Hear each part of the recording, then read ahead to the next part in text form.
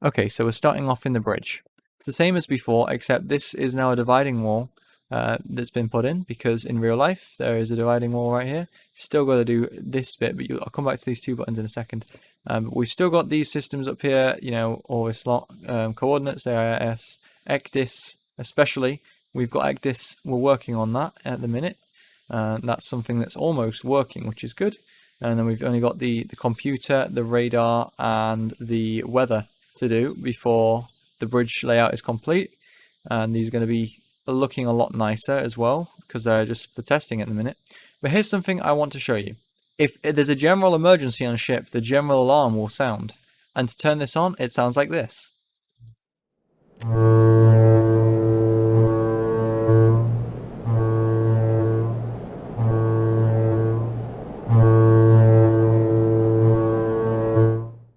And that's what it does. It's a short, long blast of the horn, repeated. So we've got now downstairs, if we go down to the deck level, I want to show you the next thing that we've been working on. There's two ways, actually. We added a new way of getting up to the bridge now, which is in the real life ship. We just didn't notice it because of the picture quality, which isn't too good, but at least we got some. So thanks for Vessel Tracker for those photos. Here we've got the new loading system, new magnets. Previously, we had a magnet like all next to each other in 4 blocks, 4 magnets. Now we have magnets that are spread apart with a block in between each one. This lockable button here is what it says. It locks down the containers. And to unlock these, because they're currently locked because we're at sea, but if I was to go up to the bridge again, which I'm going to show you the other way actually, we've got a new ladder now, which is good. The other way of getting up to the bridge is here. We go up here to the bridge, and we're going to just turn off the lock-ons. And make them lock-offs so we can disconnect any cargo that would be there. So here we go, we toggle this. Obviously this is a test button, this is not permanent. It's just so it works and I can show you. And now we can go down to the lower deck. I'm just going to do a Stormworks thing of jump off the 5th floor. No damage, yep, good game. Good game. We've got these magnets, right? And then now the toggle button is unlocked, because that one unlocks all of the buttons. You can see they're all open. And that comes in very handy when you're tying down containers, apart from this one, because I have apparently forgot to do that one. So I guess I'll do that straight after the video. But yeah, these ones, toggle them, and it disables the magnets temporarily. And when you're ready, you just click them back on, and the container will lock itself onto the deck, which I can get an example for at the end of the video of how that works. Okay, so what I want to do, let's get it out to sea. Let's go sail to some sort of container place, and we'll go load some containers and see how it goes. Awesome. Okay, let's get this thing going. So just before I do this, actually, the reason the bow is painted white is because that's just the default color. We don't want to have paint errors, and we haven't built there yet. And the reason there's a crane in the water is because that's our test crane, and I haven't put it on yet. So there's that. I've also been doing some work on the lettering here. It needs work, obviously, but you can see I've done a couple of letters out of all of it. Still got a while to go. It takes, like, you don't understand how long it takes to do lettering. Those 2 letters must have took me an hour. Full hour. Really, really hard to do lettering in this game. So I don't know if you guys got any techniques, drop them in the comments or something. We'll see how we go with that. Anyway, let's get going. It's getting on in terms of the day. So let's start the ship. I've already got the engines primed. Now all we got to do, because we've got the ship on with the engines running and everything, just throttle up. So there we go. Now here's another example of the momentum mod I showed you last episode. You'll see that we are moving, just very slowly, and then we're gonna gain speed. So here it is. There it is. Look at that. What a beautiful startup. Alrighty, so let's get this stuff loaded. We've got the Victoria over there in the port. This truck here is called the ELO container, or ELO container truck.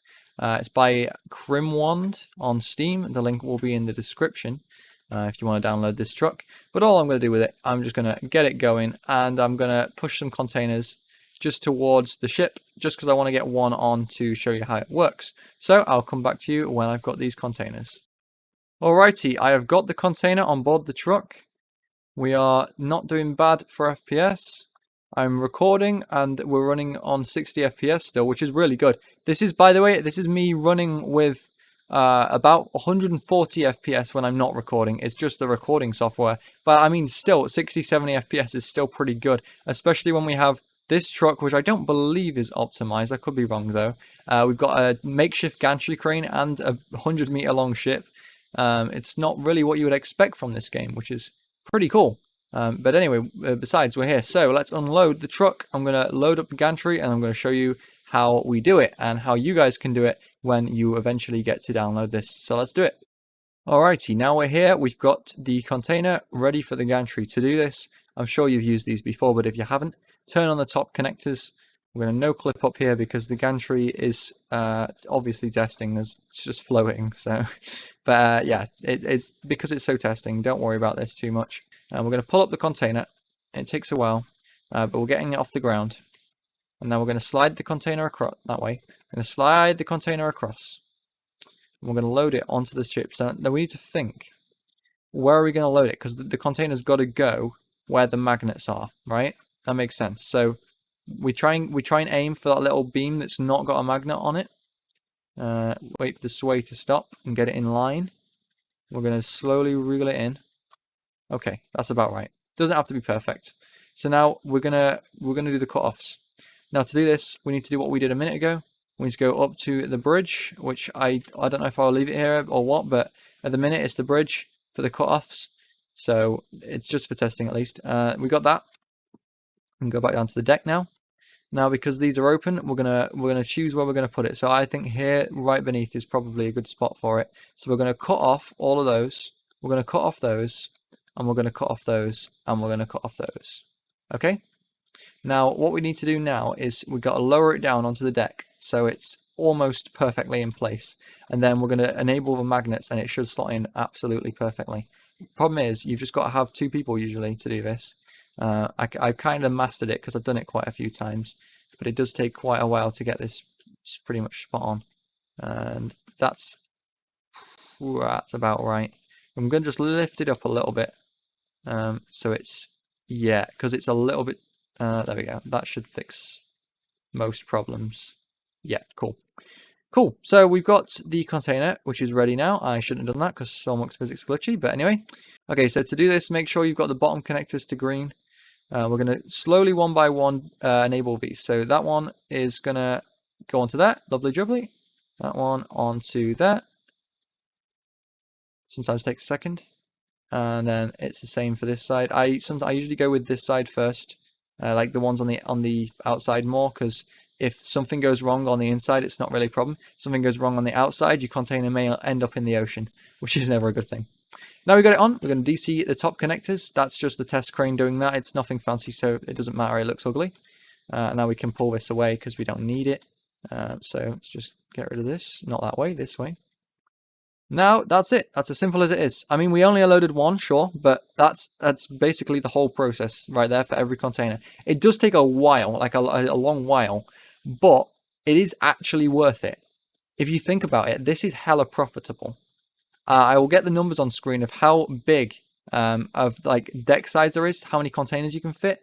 At the minute, there's obviously less because the bow isn't finished yet, but you know, I reckon you could make a good amount of money. The only issue with the ship is it costs 700k in Korea. And speaking of Korea, I'm likely to get a Korea game going with this build. I'm probably going to spawn this in, see how much money I can make, and show you the process of that. Oh, also, it looks like we're listing about 1 degree. That's because I've loaded it like on the one side, and yeah, Stormworks, for some reason, finds these containers super heavy, like 30,000 liters is not that much in comparison. If you go down to the fuel tanks down here, where are they?